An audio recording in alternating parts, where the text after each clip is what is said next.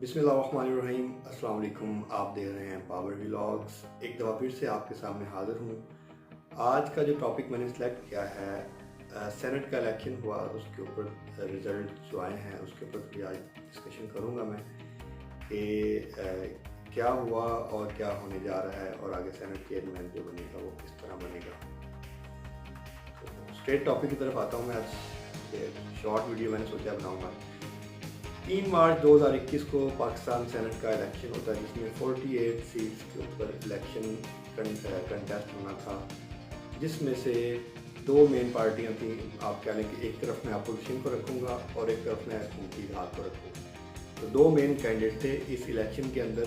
48 seats के ऊपर election होना था। 48 सीट्स के इलेक्शन के ऊपर जो सारे पाकिस्तान की नज़र थी वो एक सीट के ऊपर थी, जो कि नेशनल असम्बली की जनरल सीट थी, जिसके ऊपर इलेक्शन होने जा रहा था पीपल पार्टी या आप कह रहे PDM के यूसुफ रज़ा गिलानी और हुकूमती इत्तेहाद के अब्दुल हफीज़ शेख साहब, जिसमें अपोजिशन जो है वो हुकूमती कैंडिडेट को हरा कर बआसानी हरा कर ये इलेक्शन उसने अपने नाम किया, जो कि बहुत बड़ा अपसेट था हुकूमत के लिए।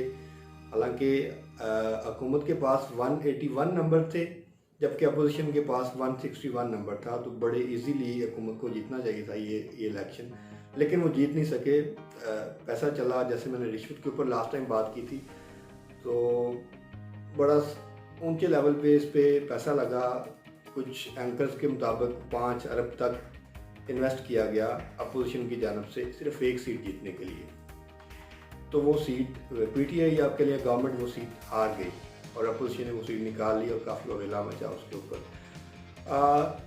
सूबों के ऊपर हम बात कर लेते हैं कि किस किस तरह कैसे कैसे लोग जीते। तो पंजाब में जैसे मैंने लास्ट भी बताया था कि टोटल 11 सीटें थी। 11 में से 6 सीटें थी जो हुकूमती इत्तेहाद के पास आई, जिसमें से 5 PTI और 1 PMLQ को मिली, जबकि 5 सीटें PMLN ने जीती। तो 11 सीटें ये बिला मुकाबला सेलेक्ट हो गए सारे सेनेटर पंजाब के अंदर। सिंध की 11 सीटें थी। इसमें अगर देखा जाता तो 6 सीटें बनती थी हुकूमती 6 सीटें बनती थी पीपल पार्टी की, जबकि उसने जीती कितनी 7 सीटें। वहाँ पे भी पैसा लगा और PTI की कुछ MP वहाँ पे भी बिके, जबकि हुकूमत के हिस्से में जो सीटें हैं वो 4, यानी कि 2 MPM ने ली और 2 ही वहाँ पे सीटें निकाली PTI ने। तो टोटल 11 सीटें वहाँ पे भी पूरी आ गई। अच्छा, उसके बाद हम बात करते हैं बलोचिस्तान की। बलोचिस्तान के अंदर जो 12 सीटों पे इलेक्शन था, वहाँ पे 8 सीटें जो थी वो बाप यानी कि बलोचिस्तान अवामी पार्टी जीत गई, जो कि हुकूमती इत्तेहाद का हिस्सा थी, और 4 सीटें अपोजिशन के हिस्से में आई। तो वहाँ पे भी गवर्नमेंट अच्छा प्ले कर गई और सीटें उनको ठीक मिल गई जितनी उनकी बनती थी। उसके बाद बात करते हैं हम KP के खैबर पख्तूनख्वा की। वहाँ पर भी 12 सीटों के ऊपर इलेक्शन था, जिसमें से 10 सीटें जो थी वो PTI निकाल गई और 2 सीटें अपोजिशन के हिस्से में आई। वहाँ पे भी 10 सीटें ही PTI की बनती थी, उतनी ही वो जीत गए। उसके बाद नेशनल असम्बली, वहाँ पे 2 सीटों के ऊपर इलेक्शन था। एक जनरल सीट थी और एक वुमेन की सीट थी। जनरल सीट पे जैसे मैं पहले बता चुका हूँ कि वहाँ पे अपोजिशन वो सीट निकाल गई 169 वोट लेके, जबकि दूसरी सीट जो थी वो PTI ने जीत ली, हुकूमती इत्तेहाद ने जीत ली 174 वोट लेके। तो ये तो खुलासा रहा कि इलेक्शन में हुआ क्या और कौन सी पार्टी कहाँ पे खड़ी है। तो पार्टियों की अगर हम बात करें, इस वक्त टोटल 48 सीटों में जो इलेक्शन हुआ है उसमें 29 सीटें जो थी वो हुकूमती इत्तेहाद ने जीती हैं और 19 सीटें जो हैं वो अपोजिशन के हिस्से में आई हैं। अगर हम पार्टी वाइज देखेंगे पार्टी पोजीशन क्या बन रही है इस वक्त करंट विनिंग सिनेरियो के बाद, तो सबसे जो 1 नंबर पे पार्टी आ रही है, जिसके सबसे ज़्यादा सेनेटर इस वक्त सेनेट में मौजूद हैं, वो आ रही है जी पाकिस्तान तहरीक इंसाफ, जिसके इस वक्त 25 सेनेटर मौजूद हैं। दूसरे नंबर पे पाकिस्तान पीपल पार्टी है, जिसके मेंबरान टोटल बन रहे हैं 7 सीटें उसने अभी निकाली हैं और 13 उसकी पहले थी।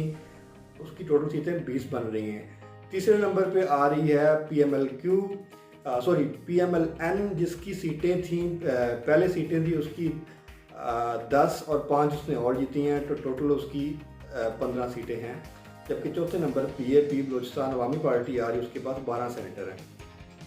ओवरऑल हम बात कर लेते हैं कि क्या पोजीशन बन रही है, क्योंकि आगे 12 मार्च को सेनेट चेयरमैन भी इलेक्ट होना है। तो अपोजिशन और हुकूमती क्या जोड़ तोड़ करके किस तरह होने जा रहा है। इस वक्त हम देखें टोटल जो सेनेटर हैं इस वक्त 100 सेनेटर हैं।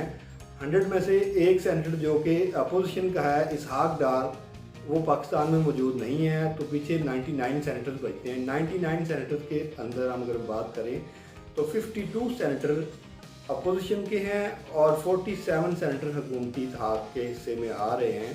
तो अगर स्टेट हम देखा जाए, स्टेट देखें जिसमें अगर इलेक्शन कंटेस्ट ना किया जाए तो चेयरमैन और डिप्टी चेयरमैन दोनों ही अपोजिशन के बनते हैं।